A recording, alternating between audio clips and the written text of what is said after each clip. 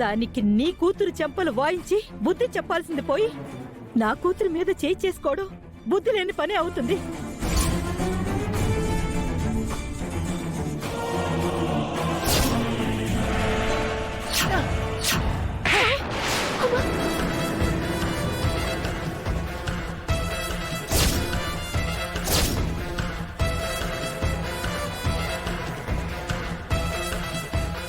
ఆ శారద నా చేతికివ్వాల్సిన తాంబూలాలు నీ చేతికిచ్చినప్పటి నుండి నేనంటే లెక్క లేకుండా పోయిండది నీకు.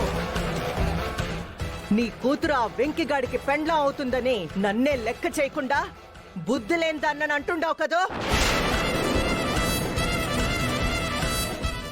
నా కూతురిపై చెయ్యెత్తిన అది, నాపై నోరెత్తిన నువ్వు నా ఇంట్లో ఉండడానికి ఒక్క క్షణం కూడా వీల్లేదు. బయటికి పొండే. ఎందుకు వెళ్ళారక్క? ఇన్నాళ్ళు నువ్వేమంటున్నా పడుంటున్నాం కదా అని నీకు లెక్క లేకపోవచ్చు, కానీ మమ్మల్ని ఇంట్లోంచి పంపించే హక్కు నీకు లేదక్క.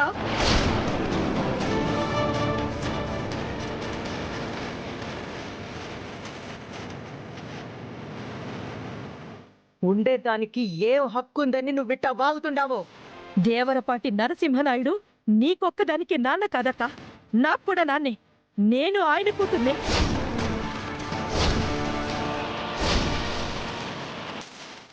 ఓహో, తలదాచుకునేదానికి తండ్రి పేరు బాగానే సత్తుండావు.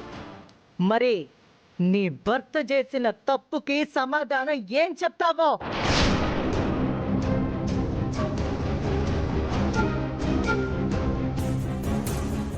ఆ హంతకుడి భార్యగా నీకీ ఇంట్లో ఉండే అర్హతే లేదు.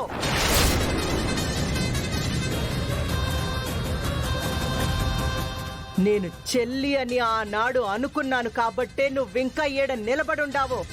లేదు అంటే ఆ శారదకి పట్టిన గతే నీకు పట్టేది.